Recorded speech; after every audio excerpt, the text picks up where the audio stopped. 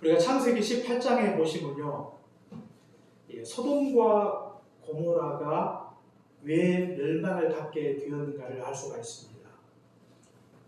소돔과 고모라가 멸망을 받는 그 시대는 특히 소돔 땅은 죄악이 심히 무거웠다, 이렇게 성경이 말씀을 하고 있어요.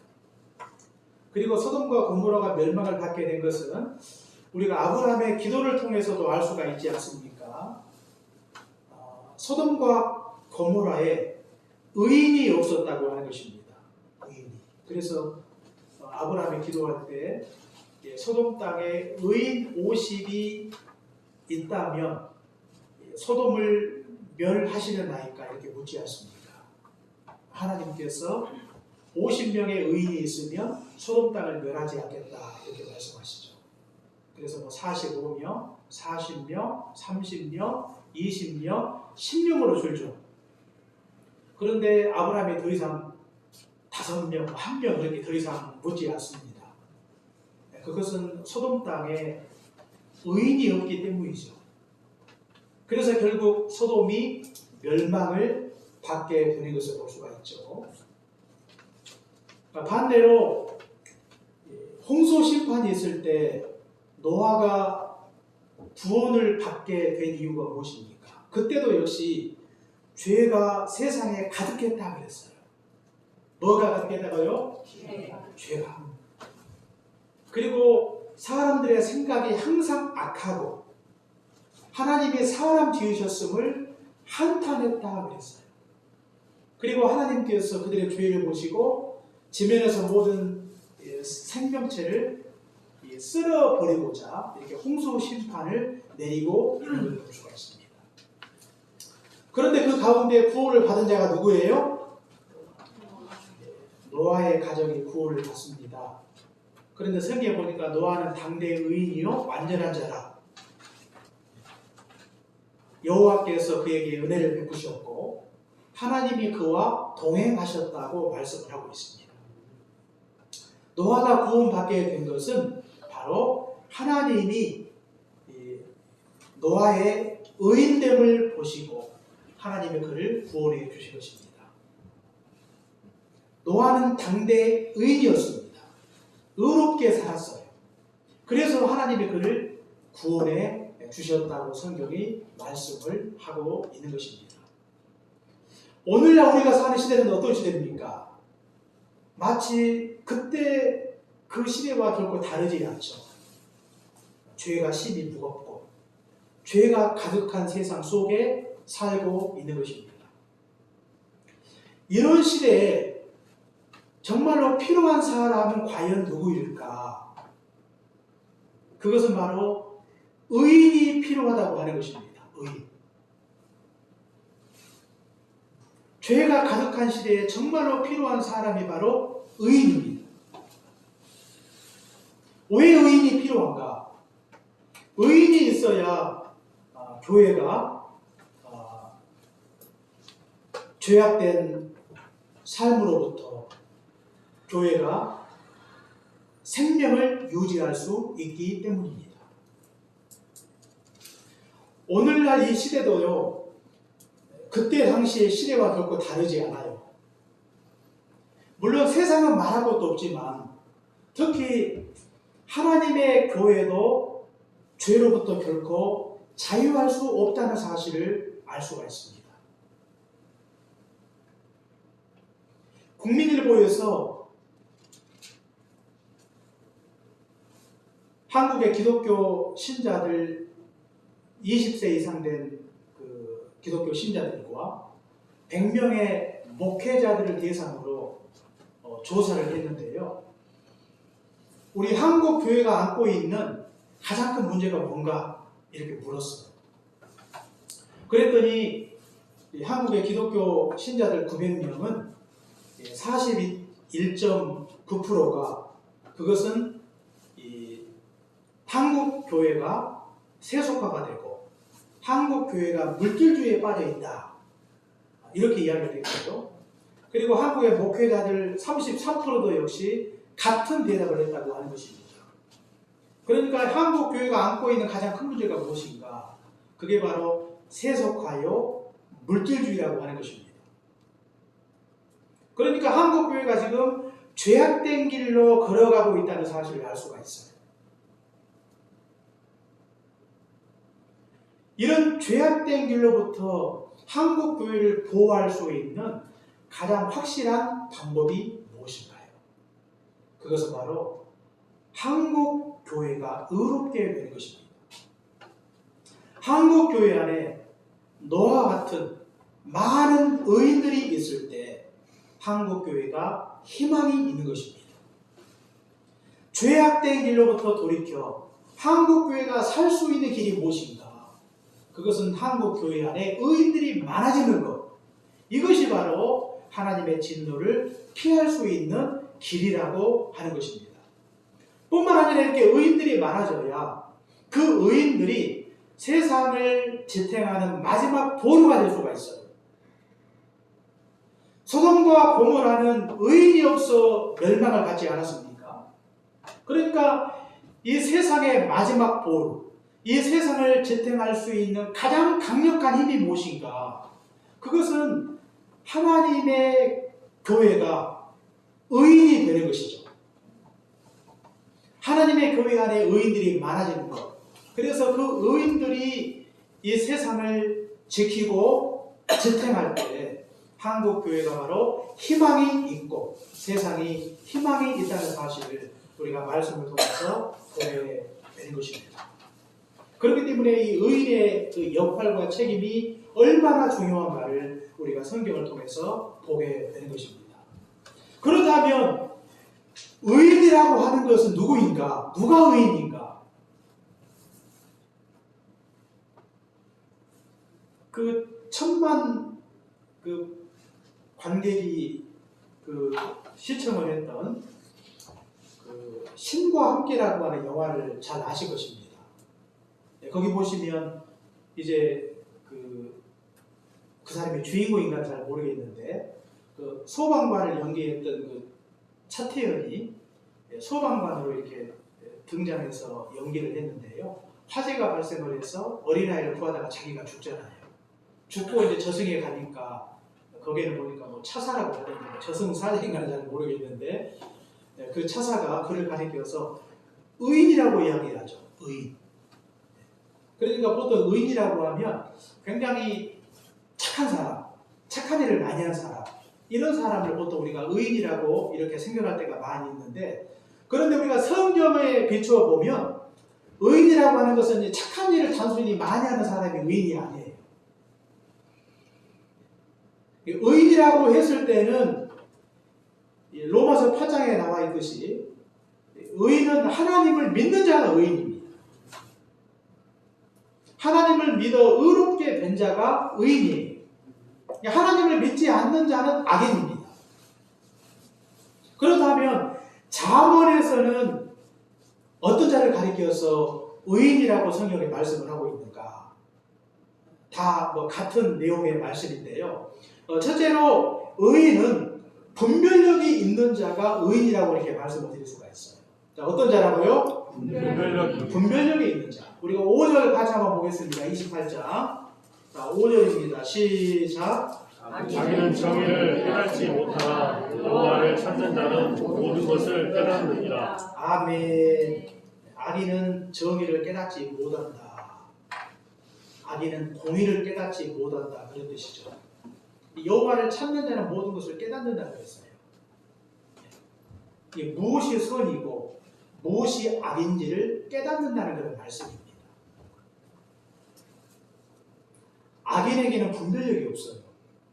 의인에게는 분별력이 있습니다.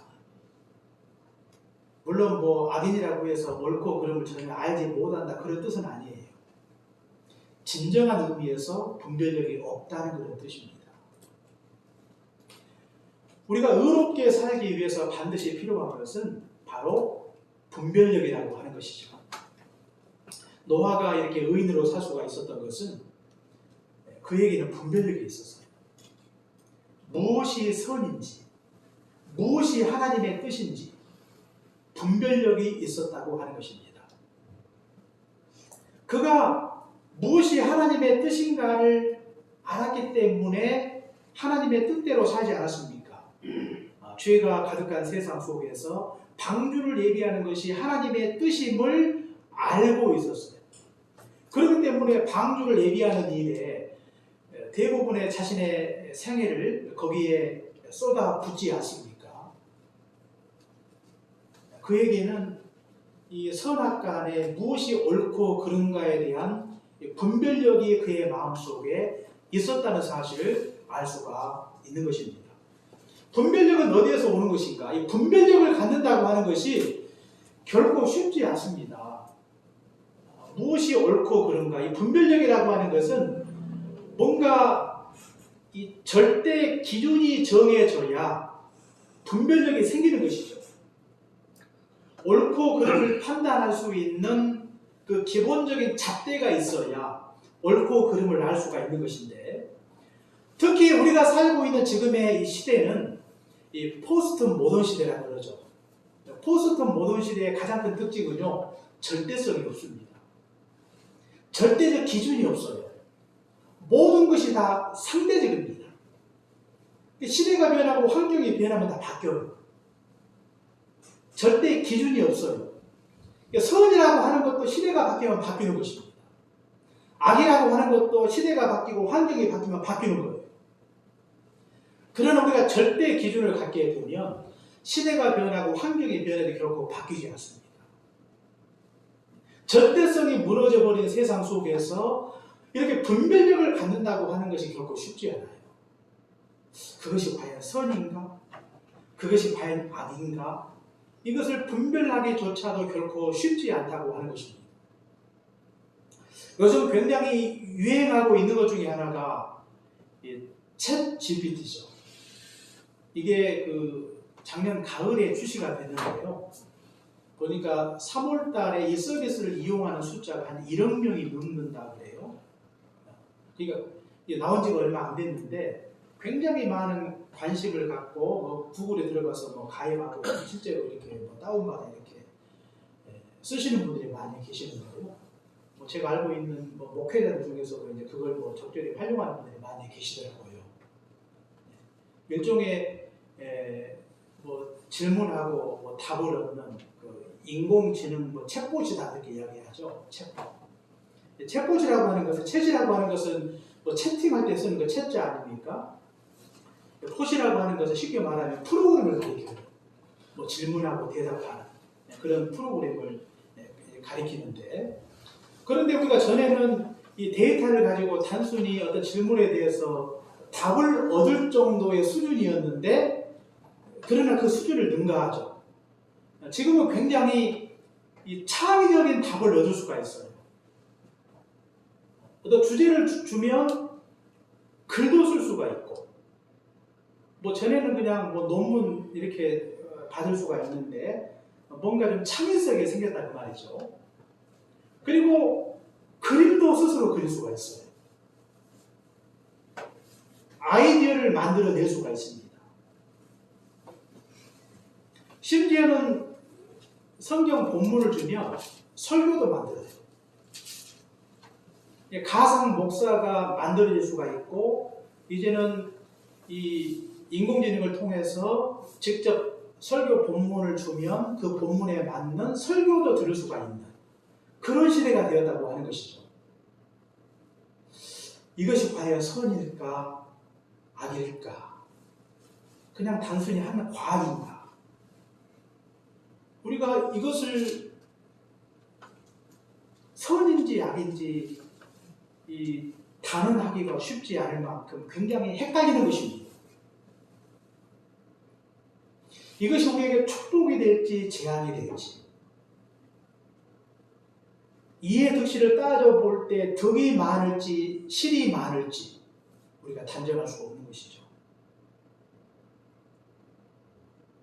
무엇인가가 옳다는 것, 그르다는 것, 이거 판단하는 것 자체가 쉽지 않은 그런 시대가 되어가고 있는 것이 현실이라고 하는 것입니다.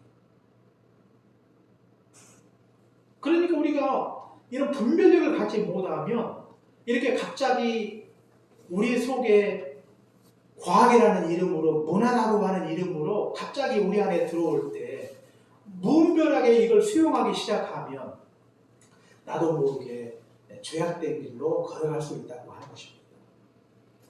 그렇기 때문에 우리가 의롭게 살기 위해서 우리에게 필요한 것이 분별력입니다. 분별력. 그러므로 우리가 분별력을 갖기 위해서 우리에게 필요한 것은요, 무엇이 옳고 그른가에 대한 어떤 절대적 기준이 필요합니다. 그 절대적 기준이 무엇입니까? 그게 바로 하나님의 말씀이죠. 인간이 가진 경험, 지식, 지혜, 그리고 윤리와 도덕, 양심, 이런 것들은 이것도 역시 옳고 그름을 판단할 수 있는 기준이 됩니다. 그러나 절대적 기준은 아니에요. 우리에게 있어서 유일한 절대의 기준은 바로 하나님의 말씀입니다. 이 말씀은요, 시대가 변하고 환경이 변하고 결코 변하지 않습니다. 1000년이 지나고 2000년이 지나도 변하지 않는 절대 기준. 그게 뭐라고요? 하나님의 말씀입니다. 그래서 의인의 마음속에는요, 하나님의 말씀을 항상 마음에 두고 살아야 돼요. 말씀이 옳고 그름을 판단할 수 있는 유일한 잣대임을 항상 기억하고 그 말씀을 통해 세상을 비추고 그 말씀을 통해 우리 자신을 비추어서 옳고 그름을 정확하게 판단하는 그런 자세가 우리에게 필요하다고 하는 것입니다. 그렇기 때문에 우리는 매일매일 우리 하루하루 살아갈 때마다 하나님의 말씀을 가까이 하고 그 말씀을 우리 자신에게 비추고 세상에 비추어서 무엇이 옳은가 무엇이 그른가를 먼저 판단하는 그런 자세가 우리에게 필요하다고 하는 것입니다. 세상 사람들이 다 그 길로 걸어간다고 해서 그리고 시대의 정신이 그렇다고 해서 그것을 무분별하게 수용하는 것은 옳지 않습니다. 아무리 세상에 많은 무수한 사람들이 그릇된 길로 간다 할지라도 결코 우리는 그것이 말씀에 비추어 볼 때 옳지 않다면 그릇된 길로 걸어가지 않는 것이 바로 신자의 삶이라고 하는 것입니다. 항상 하나님의 말씀을 가까이 두시고 말씀에 비추어서 옳고 그름을 정확하게 분별하시고 무엇이 하나님의 뜻인가를 정확하게 분별하셔서 하나님의 뜻대로 행하시는 진정한 의인으로 살아가시기를 주님으로 축원합니다. 그리고 두 번째로 의인은 누구인가? 오늘 성경 우리가 4절에 나와 있듯이 의인은 순종하는 자가 의인이다 이렇게 말씀을 드릴 수가 있어요. 우리가 성경 4절 같이 한번 읽겠습니다. 자, 시작. 율법을 지키는 자는 악인을 대적하느니라. 아멘. 악인은 율법을 버린다고 했어요. 의인은 율법을 지키는 자가 의인이에요. 하나님의 말씀대로 사는 자가 바로 의인이라고 하는 것입니다. 의인은 말씀으로 옳고 그름을 분별할 뿐만 아니라 하나님의 말씀대로 온전히 순종하는 자가 의인입니다. 의인은요, 의롭다 선언하는 정도에서 그치지 않습니다. 의롭게 사는 자라야 진정한 의인입니다. 하나님께서 우리에게 주시는 그 말씀을 마음에 깊이 새기고 그 말씀을 통해 옳고 그름을 정확하게 분별해서 하나님의 말씀대로 사는 자가 진정한 의인이 되는 것입니다. 이를 위해서 우리에게 필요한 것은 말씀의 절대적 권위를 인정하는 것이죠. 아까도 말씀을 드린 것처럼 우리가 말씀이 모든 것에 옳고 그름을 판단할 수 있는 기준이 되는 것처럼 말씀의 절대적 권위를 인정하는 것인데 특히 말씀의 진리의 절대성을 인정하고 진리의 우월성을 인정하고 진리의 유일성을 인정하는 것입니다. 그래야 우리가 하나님의 말씀대로 순종할 수 있는 것입니다. 우리가 하나님의 말씀대로 살다 보면 때로는 시대의 정신과 충돌이 될 때가 종종 있습니다.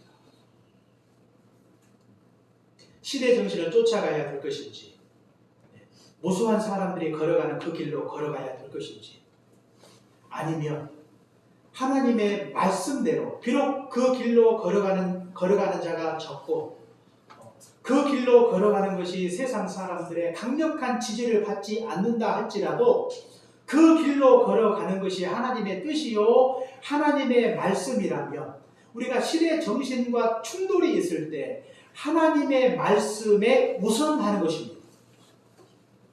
이것이 바로 진정한 의인으로 사는 길임을 우리가 기억해야 되겠습니다.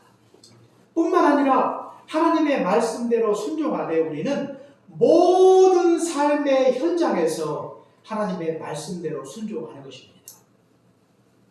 이것이 바로 말씀의 절대성을 인정하는 의인의 삶이라고 하는 것입니다. 우리는 어디에서 무엇을 하든지 항상 하나님의 말씀을 마음에 깊이 새기고 주의 말씀대로 살아가는 것입니다. 교회 안에서도 마찬가지입니다. 교회 안에서 내가 하나님을 섬길 때, 교회를 섬길 때도 하나님의 말씀대로 행하는 것이죠. 온전한 예배를 드리고 뜨겁게 기도하고 사랑으로 교제하고 기쁨으로 봉사하고 열정적으로 전도하는 것입니다. 이 모든 것들이 어떤 형식적으로 이루어지는 것이 아니라 하나님의 말씀에 기초하여 하나님을 온전히 섬기고 예배하는 그 삶이 바로 의인의 삶이라고 하는 것입니다. 뿐만 아니라 우리가 세상에 나아갈 때도 우리가 가정에서 직장에서 또 이 사회생활을 감당할 때도 하나님의 말씀을 항상 마음에 깊이 새기고 그 말씀대로 내가 온전히 순종하며 살아가는 것, 이것이 바로 의인의 삶이에요. 교회 안에서는 내가 하나님의 말씀대로 사는 것처럼 보이는데 정작 세상에 나가면 하나님을 믿는 사람인지 믿지 않는 사람인지 뭔가 신자로서의 정체성을 잃어버리고 세상 사람들과 섞여서 그렇게 애매하게 세상 속에서 살고 있다면 우리는 진정한 의인이 될 수 없는 것입니다. 죽은 소방관처럼 이렇게 착한 일에서 세상에서 박수를 받을 수가 있지만, 그러나 하나님 앞에 인정받는 의인은 도덕적으로 윤리적으로 다른 사람보다 좀 더 낫다고 해서 무조건 인정을 받는 건 아니에요. 착한 일 많이 하고 봉사활동 많이 한다고 해서 우리가 세상에서 인정을 받고 박수를 받고 갈채를 받을지 모르겠지만, 그러나 우리가 하나님 앞에 인정받는 진정한 의인은 무엇입니까? 하나님의 말씀대로 사는 자라야 진정한 의인이 되는 것입니다. 사랑하는 해미교회 성도 여러분, 우리가 살고 있는 이 세상은 노아가 살던 시대, 그리고 소돔 고모라가 멸망을 받았던 그때와 결코 다르지 않습니다. 세상은 여전히 죄로 가득하고 죄가 심히 무거운 그런 세상 속에 우리가 살고 있는 것입니다. 이런 세상 속에서 정말로 필요한 사람이 누구일까요? 그게 바로 의인입니다. 어떤 의인이 필요하겠습니까? 하나님의 말씀을 절대적 기준으로 삼고 옳고 그름을 분별할 줄 아는 의인, 말씀의 절대적 권위를 인정하고 우리가 속한 모든 삶의 자리에서 하나님의 말씀대로 순종할 줄 아는 의인, 이런 의인이 오늘날 이 시대에 정말로 절실히 필요하다고 하는 것입니다. 왜 이런 자들이 필요합니까? 그런 자들이 있어야 한국교회 부패를 막을 수가 있고, 그런 자가 있어야 이 세상의 마지막 보루가 될 수가 있고 이 시대의 희망이 될 수 있기 때문입니다. 이 시대의 희망은요, 정치인들에게 있지 않습니다. 이 시대의 희망은 경제인들에게 있지 않아요. 이 시대의 희망이 문화를 주도하는 사람들에게 있지 않습니다. 이 시대의 진정한 희망은 진정한 의인에게 있다고 하는 것입니다. 오늘 우리는 아브라함이 하나님께 물었던 것처럼 과연 오늘날 진정한 의인이 있는지요? 우리가 하나님 앞에 물어야 되겠습니다. 의인이 많다면, 의인이 정말로 한국교회가 정말로 의인이 많은 한국 교회라면 우리 민족의 미래는 희망이 있을 것입니다. 한국 교회는 희망이 있을 것입니다. 그러나 의인이 쇠퇴하고 의인이 사라져 버리면 한국 교회의 미래는 희망이 없는 것입니다. 이 시대를 지킬 수 있는, 지탱할 수 있는 가장 강력한 힘은 바로 주님의 말씀을 믿고 순종하는 의인들에게 있다는 사실을 항상 기억하시고, 우리 각자가 의인이 되시고, 이 세상 속에 진정한 의인들을 한국교회가 세상 속에 계속해서 보내야 되는 것입니다. 마치 세상에 증인들을 보내듯 한국교회는 세상 속에 진정한 의인을 보내는 것입니다. 그런데 안타까운 것은 세상 사람들도 가질 법한 이런 윤리와 도덕도 갖추지 못한 채 그렇게 세상 속에서 살아간다면 한국의 기독교는 세상에 희망을 줄 수 없는 것입니다. 이렇게 진정한 의인이 한국 교회 안에 넘쳐날 때 한국 교회는 이 세상에 희망을 주고 세상에 큰 축복이 되는 것입니다. 우리 오늘 성경 12절 말씀해 보니까 의인이 득이하면 큰 영화가 있고 그랬어요. 득이하다고 하는 것이 무슨 뜻입니까? 의인이 뜻한 바를 이룬다는 것을 뜻이에요. 의인이 뜻한 바가 무엇입니까? 의롭게 사는 것을 가리킵니다. 의인이 의를 행하면 영화가 있다는 것은 하나님의 큰 축복을 받게 된다는 뜻이에요.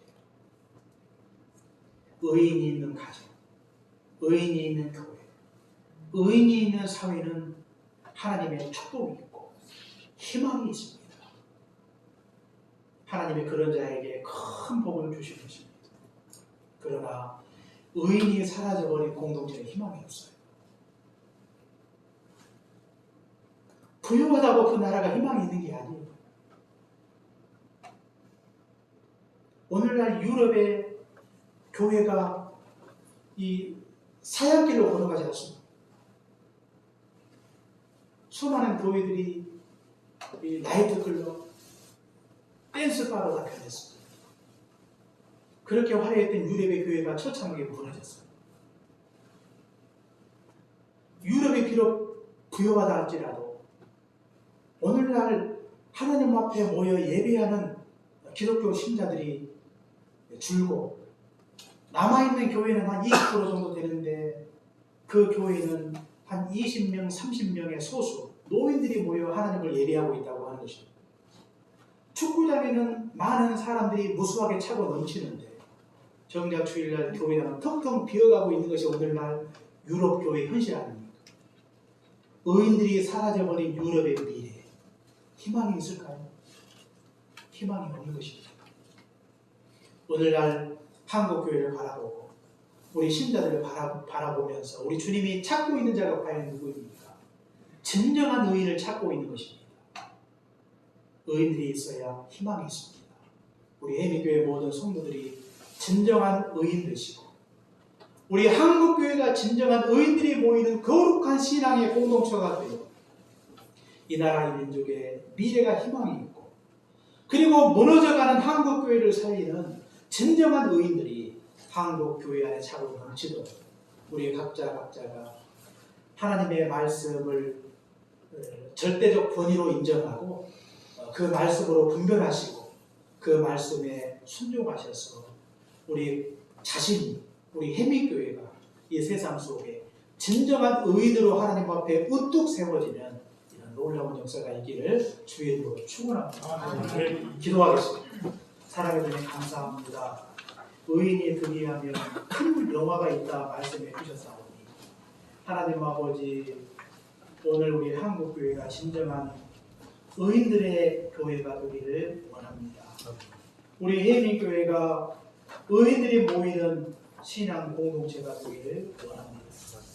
우리의 가정이 의인이 있고 우리의 직장에 의인이 있고 이 사회 속에 의인이 있어 하나님의 심판과 징계를 앞둔 그런 민족이 아니라 하나님의 영화가 가득한 축복된 나라, 축복된 민족이 되게 하여 주옵소서. 이 시대의 희망이 경제인들의 손에, 정치인들의 손에 있지 않고 이 나라, 이 민족의 미래가 하나님을 두려워하며 하나님의 말씀대로 순종하는 진정한 의인들의 손에 달려있음을 항상 기억하고 한국교회가 의롭게 되게 하시고 한국교회가 이 세상 속에 진정한 의인들을 세상에 보내 세상의 모든 변화를 주도하는 강력한 하나님의 교회가 되게 하여 주옵소서. 예수님 이름으로 기도합니다. 아멘.